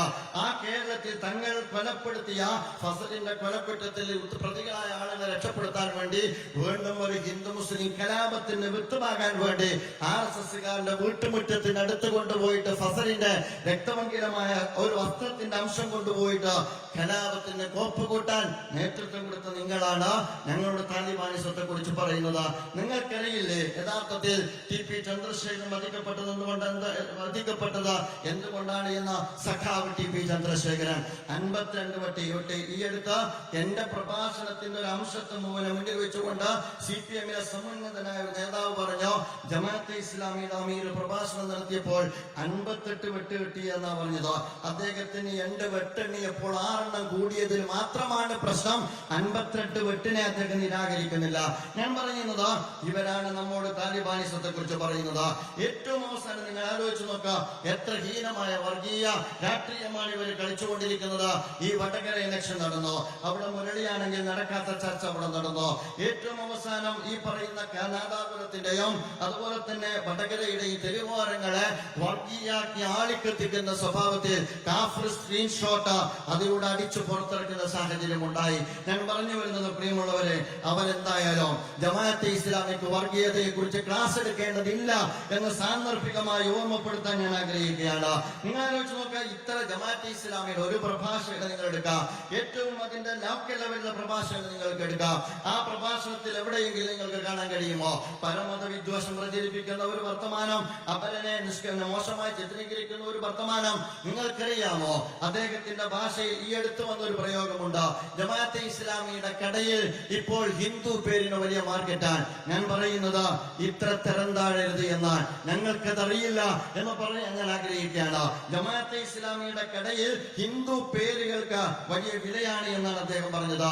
ഇത്ര വർഗീയമായി സംസാരിക്കാൻ കേരളത്തിൽ ഞാൻ പറയുന്നു കെ സുരേന്ദ്രന് പോലും കഴിയില്ല എന്ന് ഓർമ്മപ്പെടുത്താൻ ഞാൻ ആഗ്രഹിക്കുകയാണ്. നിങ്ങൾ ആലോചിച്ച് നോക്കുക, ശരിയാണ് സുഹൃത്തുക്കളെ, ജമാഅത്തെ ഇസ്ലാമിയുടെ വിദ്യാഭ്യാസ സ്ഥാപനത്തിൽ, ജമാഅത്തെ ഇസ്ലാമിയുടെ മാധ്യമ സ്ഥാപനത്തിൽ, അതുപോലെ തന്നെ ജമാഅത്തെ ഇസ്ലാമിയുടെ തൊഴിലിടങ്ങളിൽ ഹൈന്ദവ സുഹൃത്തുക്കളുണ്ട്, ക്രൈസ്തവ സുഹൃത്തുക്കളുണ്ട്, കമ്മ്യൂണിസ്റ്റ് സഖാക്കളുണ്ട്. ഞാൻ വളരെ കൃത്യമായി പറയുന്നു, കമ്മ്യൂണിസ്റ്റ് സഖാക്കളുണ്ട്. ഞങ്ങൾ അവരുടെ കാഴ്ചപ്പാടിനെ മാനിക്കുന്നു, ഞങ്ങൾ അവരുടെ ആശയങ്ങളെ മാനിക്കുന്നു, ഞങ്ങളുടെ മതകാഴ്ചപ്പാടിനെ മാനിക്കുന്നു. അതേസമയം ഞങ്ങൾ മെറിറ്റിന്റെ അടിസ്ഥാനത്തിലാണ് അവരെ ഞങ്ങൾ ഉപയോഗപ്പെടുത്തിക്കൊണ്ടിരിക്കുന്നത്. അത്തരം വ്യത്യസ്തമായ വിഭാഗത്തിൽപ്പെട്ട ആളുകളെ അവരുടെ മെറിറ്റിന്റെ അടിസ്ഥാനത്തിൽ അവരെ മാനിച്ചും ആദരിച്ചും കൊണ്ട് അവരോടൊപ്പം സഞ്ചരിക്കുന്ന ഒരു സമൂഹത്തിനകത്ത് അവരുടെ ജാതി പേര് നോക്കി മതപ്പേര് നോക്കിയിട്ട് ഈ അർത്ഥത്തിൽ അധിക്ഷേപിക്കാൻ പാടുണ്ടോ? നിങ്ങൾ ആലോചിച്ച് നോക്കുക. തിരിച്ച് ഞാൻ ചോദിക്കട്ടെ, സ്വന്തം സംഘടനയ്ക്ക് കീഴിൽ പ്രവർത്തിച്ചു കൊണ്ടിരിക്കുന്ന സ്ഥാപനത്തിൽ എത്രയേറെ ആശയപരമായി തങ്ങളുടെ മറുവശത്തുള്ള ആളുകളെ ഉൾക്കൊള്ളാൻ നിങ്ങൾക്ക് കഴിഞ്ഞിട്ടുണ്ട് എന്ന് പരിശോധിക്കുക. ഞാൻ പറയുന്നു, CPIM സ്വന്തത്തോട് വെച്ചു പുലർത്തുന്നതിനേക്കാൾ ഉയർന്ന ജനാധിപത്യ മര്യാദ പുലർത്തുന്ന പ്രസ്ഥാനത്തിന്റെ പേരാണ് ജമാഅത്തെ ഇസ്ലാമി എന്ന് ഓർമ്മപ്പെടുത്താൻ ആഗ്രഹിക്കുകയാണ്. ജമാഅത്തെ ഇസ്ലാമി എങ്ങനെയാണ്? ജമാഅത്തെ ഇസ്ലാമിക്കാരെ മാത്രം ഉപയോഗിച്ചുകൊണ്ട് പ്രവർത്തിക്കുന്ന പ്രസ്ഥാനമല്ല. ജമാഅത്തെ ഇസ്ലാമിയുടെ തൊഴിലിടങ്ങളിൽ ഇന്ത്യയുടെ ബഹുസ്വരതയെ നിങ്ങൾക്ക് കണ്ടെത്താൻ പറ്റും. അവരോട് നിങ്ങൾ ചോദിച്ചോ എന്താണ് ജമാഅത്തെ ഇസ്ലാമി എന്ന്, അവരോട് നിങ്ങൾ ചോദിച്ചോ എങ്ങനെയാണ് ജമാഅത്തെ ഇസ്ലാമി സംസാരിക്കുന്നത് എന്ന്. ഒരു കാര്യം ഞാൻ ഓർമ്മപ്പെടുത്താൻ ആഗ്രഹിക്കുകയാണ്, വലതുപക്ഷ നരേറ്റീവുകളെ ഇടതുപക്ഷം ഈ അർത്ഥത്തിൽ ഏറ്റെടുത്തു കഴിഞ്ഞാൽ അത് യഥാർത്ഥത്തിൽ പുലിപ്പുറത്ത് പോയ നായാട്ടുകാരന്റെ വേട്ടക്കാരന്റെ പ്രതീതിയായിരിക്കും. പോകുമ്പോൾ ചിരിച്ചത് വേട്ടക്കാരനാണ്, തിരിച്ചു പോരുമ്പോൾ വേട്ടക്കാരൻ പുലിക്കകത്താണ്, ചിരിച്ചത് പുലിയാണ് എന്ന് ഓർക്കുന്നത് നല്ലതാണ്. സംഘപരിവാറിന് മണ്ണൊരുക്കുകയാണ്. നിങ്ങൾ ആലോചിച്ച് നോക്കുക, ഒരുപാട് നെഗറ്റീവുകൾ എടുത്ത് പരിശോധിച്ച് നോക്കുക. പ്രിയങ്ക ഗാന്ധിയുമായി ബന്ധപ്പെട്ട് പറഞ്ഞത് എന്താ? പ്രിയങ്ക ഗാന്ധിക്ക് പിന്നിൽ വർഗീയവാദികളാണ്. പൗരത്വ അതാരാ ഏറ്റെടുത്തത്? അത് ദേശീയ പത്രങ്ങൾ ഏറ്റെടുത്തോ? പൗരത്വ സമരത്തിന് പിന്നിലാരാൻ? പൗരത്വ സമരത്തിൽ ഈ രാജ്യത്ത് തീവ്രവാദികൾ നുഴഞ്ഞു കയറിയിരിക്കുന്നു. അത് പിന്നീട് ഏറ്റെടുക്കുന്നത് ഇന്ത്യയിലെ പ്രധാനമന്ത്രിയാണ്. ഇന്ത്യയിലെ പ്രധാനമന്ത്രി പറഞ്ഞു, കേരളത്തിലെ പൗരത്വ സമരത്തിനകത്ത് തീവ്രവാദികൾ നുഴഞ്ഞു കയറിയിരിക്കുന്നു എന്ന്. ലവ് ജിഹാദ് ആരാണ് ഏറ്റെടുത്തത്? ലവ് ജിഹാദ് ഇവിടെ നിന്ന് പൊട്ടിപ്പുറപ്പെടുകയോ അതിനെ പിന്നീട് ഏറ്റെടുക്കുന്നത് നിങ്ങൾക്കറിയാം യോഗി ആദിത്യനാഥാണ്. അതേപോലെ തന്നെ മെക്സവൻ എന്ന് പറയുന്ന ഒരു വ്യായാമ മുറയുണ്ട്. മെക്സവൻ എന്ന് പറയുന്ന വ്യായാമ മുറ വന്നപ്പോൾ അതുമായി ബന്ധപ്പെട്ട മവാദം, അതിന്റെ പിന്നിലും ജമാഅത്തെ ഇസ്ലാമിയാണ്. ഇന്നതൊരു ട്രോളായി മാറിയിട്ടുണ്ട്. ഏറ്റവും അവസാനം ട്രോള് വന്നാലെങ്കിലും വിവരം വെക്കുമെന്നാണ് വിചാരിച്ചത്. ഇപ്പൊ ഇന്നലെ എനിക്ക് കിട്ടിയ വിവരം, ഏതാണ്ട് അങ്ങ് കോട്ടയത്ത് ആ കെട്ടിടം തകർന്നു വീണ അതിന്റെ പേരിൽ ധാർമ്മിക പ്രതിസന്ധി നേരിടുന്നതിന്റെ പിന്നിലും ജമാഅത്തെ ഇസ്ലാമിയാണ് എന്നൊരു സഖാവ് ഇന്ന് കുറിപ്പിട്ടു എന്ന് നിങ്ങൾ മനസ്സിലാക്കണം. അഥവാ നിങ്ങൾ എന്തിനാ എന്തിനാണ് ഇപ്പോൾ വീണ ജോർജിനെതിരെ ഈ അർത്ഥത്തിൽ ഉറഞ്ഞു തിന്നുന്നത്? അതിന്റെ പിന്നിലും ജമാഅത്തെ ഇസ്ലാമിയാണ്. ഞാൻ മനസ്സിലാക്കുന്നത് യഥാർത്ഥത്തിൽ ജമാഅത്തെ ഇസ്ലാമിയ വിഷയത്തിൽ ഒരു കമന്റ് പറഞ്ഞു. അപ്പൊ കേരളത്തിൽ എന്ത് സംഭവിച്ചാലോ അതിന്റെ പിന്നിൽ ജമാഅത്തെ ഇസ്ലാമിയാണ് എന്ന സ്വഭാവത്തിൽ. നിങ്ങൾക്കറിയാം മലപ്പുറം ജില്ലയെ കുറിച്ച് ഏതാനും മാസങ്ങൾക്ക് മുമ്പാണ് എന്തുകൊണ്ടാണ് നിലമ്പൂരിൽ 10-30,000 ആളുകൾ മറുവശത്ത് നിന്ന് വോട്ട് കുത്തിയത്? 2,500 വോട്ടിന് കഴിഞ്ഞ തവണ വിജയിച്ച ഒരു മണ്ഡലത്തിൽ 30,000 എന്തുകൊണ്ടാണ് അപ്പുറത്ത് പോയത് എന്ന് ചോദിച്ചാൽ ഏതാനും മാസങ്ങൾക്ക് മുമ്പാണ് മലപ്പുറം ജില്ലയെ കുറിച്ച് പറഞ്ഞത്. അത് കള്ളക്കടത്ത് നടക്കുന്ന ജില്ലയാണ്. ആ കള്ളക്കടത്തിൽ നടന്നുകൊണ്ടിരിക്കുന്ന പണം രാജ്യദ്രോഹ പ്രവർത്തനങ്ങൾക്ക് ഉപയോഗപ്പെടുത്തുന്ന ഒരു ജില്ലയാണ് എന്ന് ഇവിടെയല്ല പറഞ്ഞത്. ദേശീയ മാധ്യമങ്ങൾക്ക് പകർത്താൻ കഴിയുന്ന രീതിയിൽ ഡൽഹിയിൽ പോയി കേരളത്തിന്റെ മുഖ്യമന്ത്രി പറഞ്ഞിട്ടുണ്ട് എങ്കിൽ അത് പറഞ്ഞ മുഖ്യമന്ത്രിക്കും മലപ്പുറത്തുകാർക്ക് അല്ലെങ്കിൽ മലപ്പുറത്തുകാർക്ക് വേണ്ടി നിലമ്പൂരിലെ പ്രബുദ്ധ ജനത കൊടുത്ത മറുപടിയുടെ പേരാണ് യഥാർത്ഥത്തിൽ നിലമ്പൂരിന്റെ റിസൾട്ട്. നമ്മൾ മനസ്സിലാക്കണം, ഒരു ജനതയെ വംശീയമായിട്ട് ഇങ്ങനെ അധിക്ഷേപിക്കാൻ പാടുണ്ടോ? ഒരു ജനതയെ വർഗീയമായി ഇങ്ങനെ ചിത്രീകരിക്കാൻ പാടുണ്ടോ? ഒരു മൈനോറിറ്റി അവരുടെ മതത്തിന്റെ പേരിൽ ഈ അർത്ഥത്തിൽ അപരവൽക്കരിക്കാൻ പാടുണ്ടോ? നിങ്ങൾ ആലോചിച്ച് നോക്കാം. ഇലക്ഷൻ കഴിഞ്ഞിട്ട് 2 കൂട്ടർ പോലെയല്ലേ സംസാരിച്ചത്? ഏറ്റവും അവസാനം സൂംബ ഡാൻസ്, ഇപ്പൊ സൂംബയാണോ സാംബയാണോ എന്തോ ആകട്ടെ, സൂംബ ഡാൻസ് ഇപ്പൊ വിവാദമാണല്ലോ. ആ സൂംബ ഡാൻസുമായി ബന്ധപ്പെട്ട വിവാദത്തിലേക്കല്ല ഞാൻ കിടക്കുന്നത്. അതിനെക്കുറിച്ച് പറഞ്ഞുകൊണ്ടിരിക്കുന്നത് അത് യഥാർത്ഥത്തിൽ ആളുകളുടെ ഈ രാജ്യത്ത് നമ്മുടെ നാട്ടിലുള്ള ആളുകളുടെ സ്ട്രെസ് കുറയ്ക്കുന്നതിന് വേണ്ടിയാണ്, കുട്ടികളുടെ സ്ട്രെസ് കുറയ്ക്കുന്നതിന് വേണ്ടിയാണ്. എന്തുകൊണ്ടാണ് കുട്ടികൾക്ക് സ്ട്രെസ് ഉണ്ടാകുന്നത്? അതിന്റെ റീസൺ എന്താണ്? അതിൽ എഡ്യൂക്കേഷൻ എത്രമാത്രം പങ്കുണ്ടോ? അതുകൊണ്ട് സ്ട്രെസ് കുറയ്ക്കാൻ വേണ്ടിയുള്ള പരിഹാരം ഡാൻസ് ആണോ? അതല്ലാത്ത മറ്റു വല്ല പരിഹാരങ്ങളും ഉണ്ടോ? ഇത് ആലോചിക്കേണ്ടുന്ന വിഷയമല്ല. നിങ്ങൾ ആലോചിച്ച് നോക്കുക, വിദ്യാഭ്യാസ രംഗത്ത് ഒരു പരിഷ്കരണം ഏർപ്പെടുത്തുന്ന ഘട്ടത്തിൽ അത് പരിഗണനീയമായ ഒരു കാര്യമല്ലേ? അതുകൊണ്ട് തീരുന്നുണ്ടോ? രണ്ടാമത് പറഞ്ഞത് യഥാർത്ഥത്തിൽ ലഹരിയിൽ നിന്ന് താഴോട്ട് കൊണ്ടുവരാനുള്ള പരിപാടിയാണ്. ലഹരി ഒഴിവാക്കാൻ വേണ്ടി ഡാൻസ് ആണോ പരിഹാരം? നമ്മൾ പഠിക്കേണ്ട കാര്യമല്ലേ? നിങ്ങൾ ആലോചിച്ചത് കേരളത്തിൽ ലഹരിക്കെതിരെ ഡാൻസ് കളിക്കാൻ പറയുമ്പോ ലഹരി വർദ്ധിപ്പിച്ച് ഡാൻസ് വ്യാപകമാക്കിയൊരു ഗവൺമെന്റ് അല്ലേ? ഏതാണ്ട് 50 താഴെയുണ്ടായിരുന്ന ബാറുകൾ 100കണക്കിനായിട്ട് ഇവിടെ വർദ്ധിപ്പിച്ചു. സ്കൂളുകളുമായി ബന്ധപ്പെട്ട വിദ്യാലയങ്ങളുമായി ബന്ധപ്പെട്ട ഇന്നത്തെ മദ്യഷോപ്പിന്റെ അകലം എന്ന് പറയുന്നത് 50 മീറ്റർ 200 മീറ്റർ ഉണ്ടായിരുന്നത് ഏതാണ്ട് 50 മീറ്ററിലേക്ക് ചുരുക്കിക്കൊണ്ടുവന്നോ. അതുകൊണ്ട് ഇപ്പൊ വൈകുന്നേരമൊക്കെ റോട്ടിൽ ഇറങ്ങിക്കഴിഞ്ഞാൽ ഈ ടൂറിസ്റ്റുകൾ ആകർഷിക്കാൻ കഴിയുന്ന രീതിയിൽ എല്ലാ നാടൻ കലാരൂപങ്ങളും തെരുവിൽ അരങ്ങ് തകർക്കല്ലേ? നാടൻ കളി, അതുപോലെ തന്നെ കുച്ചിപ്പുടി, അതുപോലെ തന്നെ കോൽക്കളി, മോഹിനിയാട്ടം, ഏതാണ്ട് വൈകുന്നേരമായ തെരുവിൽ ഇറങ്ങി നടക്കാൻ പറ്റാത്ത രീതിയിൽ ലഹരിയിൽ ഈ കേരളം ഒഴുകിക്കൊണ്ടിരിക്കുന്ന ഘട്ടത്തിലാണ് സ്കൂളിന്റെ 200 മീറ്റർ അപ്പുറത്തുള്ള മദ്യഷോപ്പിനെ സ്കൂളിന്റെ 50 മീറ്റർ അപ്പുറത്ത് കൊണ്ടുവന്ന് സ്ഥാപിച്ചിട്ടാണ് ഇങ്ങനെ ഡാൻസ് കളിച്ചോളി എന്ന് പറയുന്നത്. ഞാൻ പറയുന്നത് ഇത് പറയുമ്പോ അത് പറയുന്ന ഘട്ടത്തിൽ അത് പരിശോധിക്കണം, അതുപോലെ തന്നെ അത് ചർച്ചയ്ക്ക് വിധേയമാക്കണം എന്ന് പറഞ്ഞതിന്റെ പേരിൽ എന്നെ പറഞ്ഞിട്ടുള്ളൂ. അത് പരിശോധനയ്ക്ക് വിധേയമാക്കണമെന്നാണ് പറഞ്ഞത്, അത് ചർച്ചയ്ക്ക് സന്നദ്ധമാക്കണമെന്നാണ് പറഞ്ഞത്. അത് പറഞ്ഞപ്പോഴേക്ക് എന്താ സംഭവിച്ചത് എന്ന് ചോദിച്ചാൽ അത് മതവർഗീയതയാണ്. അത് കഴിഞ്ഞിട്ട് പറഞ്ഞോ അത് ഈ പറയുന്ന ലഹരിയേക്കാൾ വലിയ അപകടകരമായ പ്രവണതയാണ്. അത് കഴിഞ്ഞിട്ട് പറഞ്ഞത് താലിബാനിസമാണ്. ചാനൽ ചർച്ചകളിലേക്ക് വൈകുന്നേരം എത്തിയപ്പോഴേക്ക് അത് ആ അർത്ഥത്തിൽ അതിവർഗീയതയാണ്. മോദി മീഡിയ പോലെ തന്നെ കേരളത്തിൽ ചില മീഡിയകളെങ്കിലും അവരെ സംബന്ധിച്ചിടത്തോളം കേരളത്തിലുള്ള വിഷയങ്ങളെ വസ്തുനിഷ്ഠമായി സമീപിക്കുന്നതിന്റെ പകരം ഈ അർത്ഥത്തിൽ അപകടകരമായ ഈ പെർസ്പെക്റ്റീവിനെ, ഈ കാഴ്ചപ്പാടിനെ, ഈ നരേറ്റീവിനെ, ഈ കേരളത്തെ പിളർത്തുന്ന നരേറ്റീവിനെ ഏതോ അർത്ഥത്തിൽ പ്രോപ്പഗണ്ട ഏറ്റെടുത്ത് പ്രവർത്തിക്കുന്നു എന്നുള്ളത് അത്യന്തം അപകടകരമാണ് എന്നുകൂടി സാന്ദർഭികമായി ഞാൻ ഉണർത്തുകയാണ്. നിങ്ങൾ ആലോചിച്ച് നോക്കും, മൈനോറിറ്റിയിൽ ഒരു ഗവൺമെന്റ് നടപ്പാക്കുന്ന ഒരു പരിഷ്കരണത്തെ കുറിച്ച് ഞങ്ങളുടെ കൾച്ചറൽ കണ്ടന്റുമായിട്ട് അതിന് ഒരു പ്രശ്നമുണ്ട്, അത് ചർച്ച ചെയ്യണം എന്ന് പറയാൻ ഒരു ജനാധിപത്യ സംവിധാനത്തിനകത്ത് സ്പേസ് ഇല്ലേ എന്നാണ് ഞാൻ ചോദിക്കുന്നത്. ഇപ്പോൾ സോഷ്യൽ മീഡിയയിൽ പറയുന്നുണ്ടല്ലോ ജനാധിപത്യ അവകാശത്തെ കുറിച്ച്. ജനാധിപത്യ അവകാശം എന്ന് പറയുന്നത് CPIM-ന് എല്ലാവരുടെയും നെഞ്ചത്ത് കയറാനുള്ള അവകാശവും CPIM-നോട് അഭിയോജിക്കുമ്പോൾ അവിടെ വായ പൊത്തിയെടുക്കുന്നതിനുള്ള അവകാശവുമാണ്. നിങ്ങൾ ആലോചിച്ച് നോക്കേണ്ട കാര്യമാണ്. ആ അർത്ഥത്തിലല്ലേ സംഭവിച്ചത്? വർഗീയവാദികളാണ്, താലിബാനിസമാണ്. അതും കഴിഞ്ഞ് നമ്മൾ മനസ്സിലാക്കേണ്ടത് അവിടെ അത്തരമൊരു അഭിപ്രായ പ്രകടനം നടത്തിയ ഒരു അധ്യാപകൻ, അദ്ദേഹം ഒരു മതസംഘടനയുടെ തലപ്പത്തിരിക്കുന്ന ആളാണ്, അദ്ദേഹത്തെ സസ്പെൻഡ് ചെയ്യുകയാണ്. അദ്ദേഹത്തിന് ഷോക്കോസ് നോട്ടീസ് കൊടുത്ത് ആ ഷോക്കോസ് നോട്ടീസിന് അദ്ദേഹം മറുപടി ഇതിനെ കുറിച്ച് ആലോചിക്കുമ്പോൾ ഒരു മുന്നറിയിപ്പും ഇല്ലാതെ, ഒരു വിശദീകരണവും ചോദിക്കാതെ 24 മണിക്കൂറിനകം ഇതിനോട് വിയോജിച്ച ഒരു അധ്യാപകനെ സർവീസിൽ നിന്ന് സസ്പെൻഡ് ചെയ്ത സംസ്ഥാനമാണ് കേരളം. നിങ്ങൾ ആലോചിച്ച് നോക്കേണ്ട കാര്യമാണ്. എൻ്റെ വീട്ടിലെ ശശികല ടീച്ചർക്ക് ഇതുണ്ടോ? ഇല്ല. ഏതാണ്ട് കേരളത്തിൽ ഹേറ്റ് സ്പീച്ച് നടത്തിക്കൊണ്ടേയിരിക്കുന്ന, നിരന്തരമായി നടത്തിക്കൊണ്ടിരിക്കുന്ന ഒരുപാട് ആളുകളുണ്ട്. പൂഞ്ഞാറിൽ നിന്ന് ഒരാളുണ്ട്, അതുപോലെ തന്നെ വിവിധ ദിക്കുകളിൽ നിന്ന് ഒരാളുണ്ട്. ആർക്കെങ്കിലും ഇത്തരത്തിലുള്ള 24 മണിക്കൂർ കൊണ്ട് അവരെ ആക്ഷൻ വരുന്ന സ്വഭാവത്തിലുള്ള എന്തെങ്കിലും ഉണ്ടായിട്ടുണ്ടോ? ഇല്ല. അതുകൊണ്ടാണ് പറയുന്നത്, ഗവൺമെന്റിന്റെ ഭാഗത്ത് നിന്ന്, CPIMന്റെ ഭാഗത്ത് നിന്ന് ഇതൊരു മത റിപ്പബ്ലിക് അല്ല എന്ന് ചോദിക്കുകയുണ്ടായി. ഇതൊരു മത റിപ്പബ്ലിക് അല്ല. അപ്പോൾ മൈനോറിറ്റിയുടെ ഭാഗത്ത് നിന്ന് വരുന്ന പ്രതികരണത്തെ എന്തുകൊണ്ടാണ് കമ്മ്യൂണലായി ചിത്രീകരിക്കുന്നത്?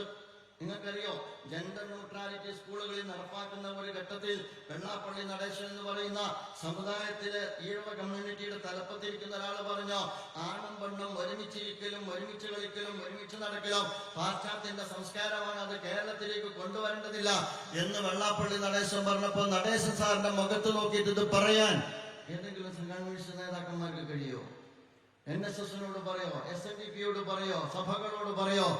മൈനോറിറ്റിക്ക് നേരെ തന്നെയുള്ള ഈ അപരവൽക്കരണ സിദ്ധാന്തം മുന്നിൽ വെച്ചുകൊണ്ടുള്ള ഈ വിവേചനപരമായ സമീപനമാണ് യഥാർത്ഥത്തിൽ അത്യന്തം അപകടകരം എന്ന് പറയുന്നത്. അതുകൊണ്ട് ഞാൻ പറയുക, CPM ഡെവലപ്പ് ചെയ്യുന്ന ഈ നെഗറ്റീവ് യഥാർത്ഥത്തിൽ CPMന് തന്നെ യഥാർത്ഥത്തിൽ അപകടം വിതക്കുന്നതാണ്. ഇത് സാന്ദർഭികമായി നിങ്ങൾ വിതക്കുന്നത്, കൊയ്തെടുക്കുന്നത് നിങ്ങളല്ല, സംഘപരിവാർ ആയിരിക്കുമെന്ന് സാന്ദർഭികമായി സൂചിപ്പിക്കാൻ ഞാൻ ആഗ്രഹിക്കുന്നു. കഴിഞ്ഞ 9 വർഷത്തെ നിങ്ങൾ എടുത്ത് പരിശോധിച്ച് നോക്കുക.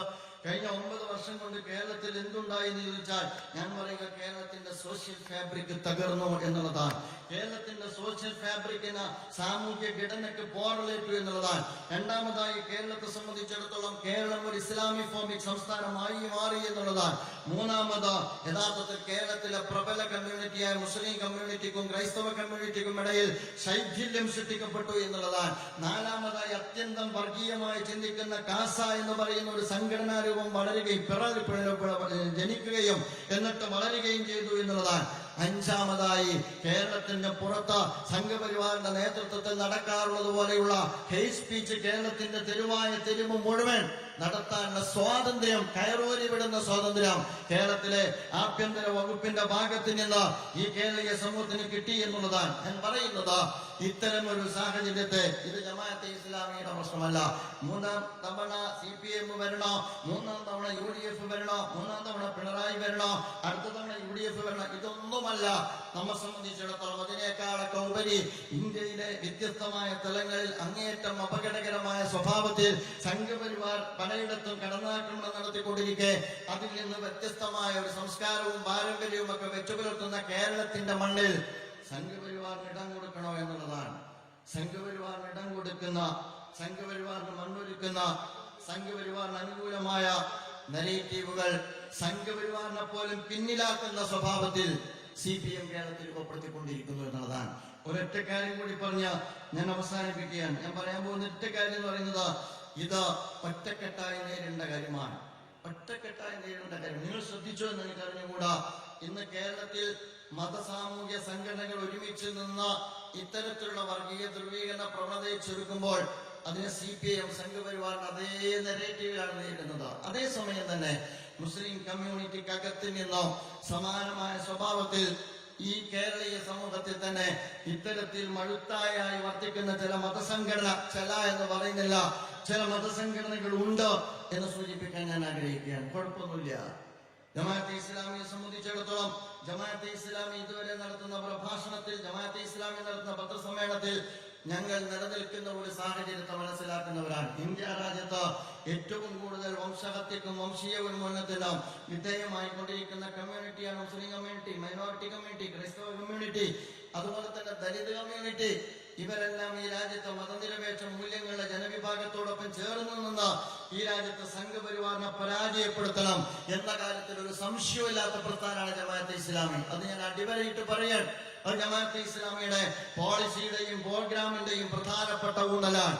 ഇസ്ലാമിക ദാവത്തും ഇസ്ലാമിന്റെ ഇസ്ലാമും അതുപോലെ തന്നെ ഇസ്ലാമിക പ്രസ്ഥാനത്തിലെ പ്രവർത്തകർക്കുള്ള തർബിയത്ത് നിർവഹിക്കുന്നതോടൊപ്പം തന്നെ ഇന്ത്യ രാജ്യത്ത് ബഹുസ്വര ജീവിതത്തെ ഇല്ലായ്മ ചെയ്യുന്ന ഏകശിലാ സമൂഹത്തിന്റെ രൂപീകരണത്തിന് വേണ്ടി പരിശ്രമിച്ചുകൊണ്ടിരിക്കുന്ന സംഘപരിവാറിന് അധികാരാരോഹണത്തെ തടയിടുന്നിടത്ത് എന്തെല്ലാം നിർവഹിക്കാൻ കഴിയുമോ അത് ഈ രാജ്യത്തെ സെക്കുലർ ചേരിയോടൊപ്പം നിന്ന് നിർവഹിക്കണമെന്ന് തീരുമാനിച്ച പ്രസ്ഥാനമാണ് ജമാഅത്തെ ഇസ്ലാമി.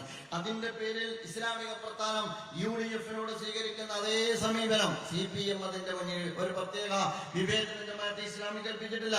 CPIM ആണെങ്കിലും കോൺഗ്രസ് ആണെങ്കിലും ദള്ളാണെങ്കിലും മറ്റ് രാഷ്ട്രീയ പാർട്ടികളാണെങ്കിലും സംഘപരിവാറിനെതിരെ ഏതാണോ പിടിച്ചു നിർത്താൻ പറ്റുന്ന സംവിധാനമുള്ളത് അതിന്റെ കൂടെ നിന്ന് സംഘപരിവാറിന്റെ പരാജയം ഉറപ്പുവരുത്തണം എന്ന് തീരുമാനിച്ച പ്രസ്ഥാനമാണ് ജമാഅത്തെ ഇസ്ലാമി. ആ സമീപനം ഇന്നും ദേശീയ തലത്തിൽ നടപ്പാക്കിക്കൊണ്ടിരിക്കുന്ന പ്രസ്ഥാനമാണ് ജമാഅത്തെ ഇസ്ലാമി. ബീഹാറിൽ കഴിഞ്ഞ പാർലമെന്റ് തെരഞ്ഞെടുപ്പിൽ ഇന്ത്യയിലുടനീളം മുസ്ലിം സമൂഹത്തെ ചേർത്ത് നിർത്തി മുസ്ലിം കമ്മ്യൂണിറ്റിയെ കോർഡിനേറ്റ് ചെയ്ത സെക്യുലർ വോട്ടുകളുടെ ശൈഥില്യത്തെ തടയിട്ടുകൊണ്ട് മുസ്ലിം ഏകീകരണത്തിലൂടെ ഫാസിസത്തിന്റെ പരാജയം ഉറപ്പുവരുത്താൻ ദേശീയ തലത്തിൽ പ്രവർത്തനത്തിന് നേതൃത്വം കൊടുത്ത പ്രസ്ഥാനമാണ് ജമാഅത്തെ ഇസ്ലാമി. ഞാൻ പറഞ്ഞു വരുന്നത് അങ്ങനെ പ്രവർത്തിച്ചുകൊണ്ടിരിക്കെ സമുദായവും മുഖാമുഖം നിൽക്കേണ്ട ഒരു കാലമല്ല ഇത് എന്ന് തിരിച്ചറിഞ്ഞതുകൊണ്ടാണ് സംയമനം പാലിക്കുന്നത്. പക്ഷേ CPIM എന്ന് പറയുന്ന രാഷ്ട്രീയ പ്രസ്ഥാനത്തിന് രാഷ്ട്രീയ പ്രതിസന്ധി ഉണ്ടാകുമ്പോഴെല്ലാം AKG സെന്ററിൽ നിന്ന് കൊട്ടേഷൻ എടുത്ത് ഈ രാജ്യത്തിന്റെ തെരുവോരത്തിൽ ഇറങ്ങി ജമാഅത്തെ ഇസ്ലാമിക്ക് നേരെ പലപ്പോഴും ക്യാമ്പയിനുമായി രംഗത്തിറങ്ങുന്ന ഒരു മതസംഘടനയുണ്ട്. ഞാൻ പറയുക, ഞങ്ങൾ കളത്തിലിറങ്ങാൻ തീരുമാനിച്ചിട്ടില്ല. ഞങ്ങൾ കളിയറിയാത്തത് കൊണ്ടല്ല. പക്ഷേ ഇത് തുടരാനാണ് പാപമെങ്കിൽ ഞങ്ങളായിട്ട് ഗാലറിയിൽ ഇരിക്കണമെന്ന് തീരുമാനിച്ചിട്ടുമില്ല എന്ന് സാന്ദർഭികമായി ഉണർത്താൻ ഞാൻ ആഗ്രഹിക്കുകയാണ്. ഞങ്ങൾക്ക് കളി നന്നായിട്ടറിയാം. മാത്രമല്ല, മടിയിൽ കനമുള്ളവരും മടിയിൽ കനമില്ലാത്തവരും തമ്മിൽ അങ്ങോട്ടും ഇങ്ങോട്ടും പറയാൻ തുടങ്ങിയാൽ മടിയിൽ കനമുള്ളവർക്ക് വല്ലാതെ മുന്നോട്ട് പോകാൻ കഴിയില്ല എന്ന് കൂടി സാന്ദർഭികമായി ഉണർത്താൻ ഞാൻ ആഗ്രഹിക്കുകയാണ്. അതല്ല ഈ കാലത്ത് വേണ്ടത്. ഈ രാജ്യത്തെ എല്ലാ സെക്യുലർ കക്ഷികളും, കേരളത്തെ കുറിച്ച് ഞാൻ പറയുക, ഇടതുപക്ഷത്തോട് ഞാൻ പറയുക, കേരളത്തിൽ ഇടതുപക്ഷവും അതുപോലെ തന്നെ UDF തമ്മിൽ രാഷ്ട്രീയമായി മുഖാമുഖം നിൽക്കേണ്ടി വരുമെന്നുള്ളത് ശരിയാണ്. പക്ഷേ വ്യത്യസ്ത മതസാമൂഹ്യ സംഘടനകളെയും രാഷ്ട്രീയ സംഘടനകളെയും ശൈഥില്യത്തിലേക്ക് നയിക്കുന്ന സംഘപരിവാറിന് അനുഗുണമായ സമീപനം നിങ്ങൾ സ്വീകരിക്കുന്നത് ദേശീയ തലത്തിൽ നിങ്ങൾ സ്വീകരിച്ച സമീപനത്തെ തന്നെ റദ്ദ് ചെയ്യുന്നതിന് സമാനമാണ്.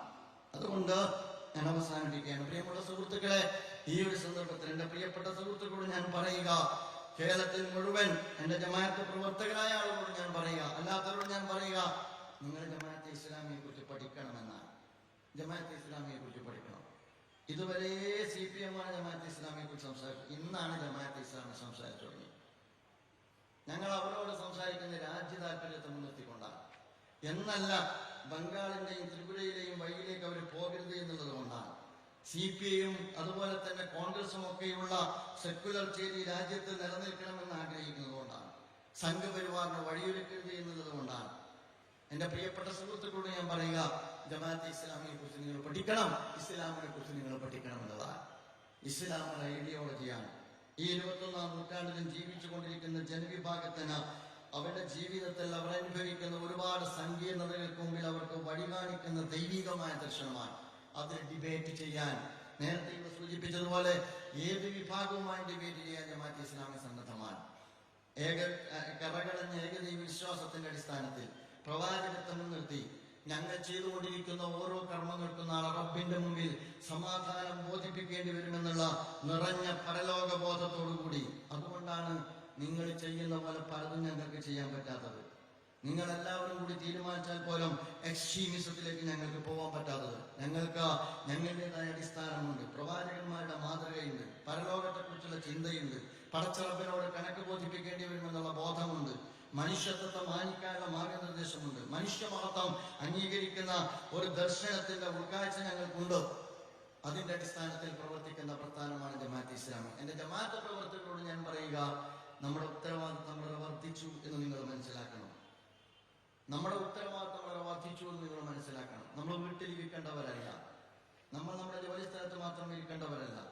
ഉപയോഗിക്കാവുന്ന എല്ലാ സങ്കേതങ്ങളും ഉപയോഗിച്ചുകൊണ്ട് ഇസ്ലാമിനെ കുറിച്ചും ഇസ്ലാമിക പ്രസ്ഥാനെ കുറിച്ചും തെറ്റായ ഒരു പൊതുബോധം, 6ാം നൂറ്റാണ്ടിന്റെ പ്രാഥമിക ദർശനമെന്നും അതുപോലെ തന്നെ താലിബാനെന്നും ഇസ്ലാമിലെ ഭൂമി ഉരുണ്ടതാണോ പരന്നതാണോ എന്നും ഇങ്ങനെ പല സ്വഭാവത്തിലുള്ള ചോദ്യങ്ങൾ ഉയർത്തിക്കൊണ്ട് ഇസ്ലാമിനെ അപരവൽക്കരിക്കുന്ന, അതുവഴി മുസ്ലിം കമ്മ്യൂണിറ്റി അപരവൽക്കരിക്കുന്ന, പലപ്പോഴും പല സംഘടനകളെയും നാട്ടക്കുറിയാക്കിക്കൊണ്ട് സംഘപരിവാർ അനുകൂലമായ സമീപനം സ്വീകരിച്ചു കൊണ്ടിരിക്കുന്ന സമീപകാല സാഹചര്യത്തെ മുൻനിർത്തിക്കൊണ്ട് ഇസ്ലാമിനെ കുറിച്ചും ജമാഅത്തെ ഇസ്ലാമിയെ കുറിച്ചും നമ്മുടെ ചുറ്റുമുള്ള ജനങ്ങൾക്ക് പകർന്നു കൊടുക്കേണ്ടുന്ന ഉത്തരവാദിത്വം നമുക്കുണ്ട്. എന്റെ പ്രിയപ്പെട്ട സഹപ്രവർത്തകരോട് എന്നോടൊന്നും പറയാനുള്ളത്, അടങ്ങിയിരിക്കാനുള്ളതല്ല ഇനിയുള്ള കാലം, വിശ്രമിക്കാനുള്ളതല്ല ഇനിയുള്ള കാലം.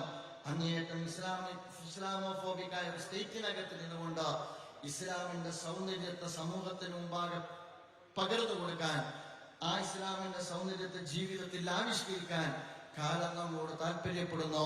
ആ കാലത്തിന്റെ താല്പര്യത്തെ, തേട്ടത്തെ മുഖവിലക്കെടുത്തുകൊണ്ട്, ആ ആശയത്തെ നെഞ്ചേറ്റിക്കൊണ്ട്, അതിന്റെ സമകാലിക പ്രസക്തി മനസ്സിലാക്കിക്കൊണ്ട് അതിൽ ഓരോരുത്തരുടെയും ഉത്തരവാദിത്വം നിർവഹിക്കുമെന്ന ദൃഢ പ്രതിജ്ഞ എടുത്തുകൊണ്ടാണ്, അള്ളാഹുവിനെ മുൻനിർത്തിക്കൊണ്ടുള്ള പ്രതിജ്ഞ എടുത്തുകൊണ്ടാണ് നാം ഈ വേദി വിടേണ്ടത്. നമുക്ക് വിയോജിപ്പ് ആരോടുമല്ല, നമ്മുടെ വിയോജിപ്പ് ജാഹിലിയത്തിനോടാണ്. ഈ കാലഘട്ടത്തിൽ നമ്മുടെ സവിശേഷമായ വിയോജിപ്പ് സംഘപരിവാറിനോടാണ്. ആ സംഘപരിവാർ വിരുദ്ധ പോരാട്ടത്തെ ദുർബലപ്പെടുത്തുന്ന ഒന്നിനോടും നമ്മെ സംബന്ധിച്ചിടത്തോളം വഴങ്ങാൻ സന്നദ്ധമല്ല. നാഥൻ അനുഗ്രഹിക്കുമാറാകട്ടെ. പരമകാരുണികനും കരുണാനിധിയുമായ അള്ളാഹുവിന്റെ തിരുനാമത്തിൽ ഈ സമ്മേളനത്തിന്റെ ഉദ്ഘാടനം നിർവഹിച്ചതായി ഞാൻ അറിയിച്ചുകൊണ്ട് എന്റെ വാക്കുകൾക്ക് വിരാമമിടുന്നു. വാഹൃദ അൽഹംദുലില്ലാഹി റബ്ബിൽ ആലമീൻ. അസ്സലാമു അലൈക്കും വറഹ്മത്തുള്ളാഹി വബറകാതുഹു.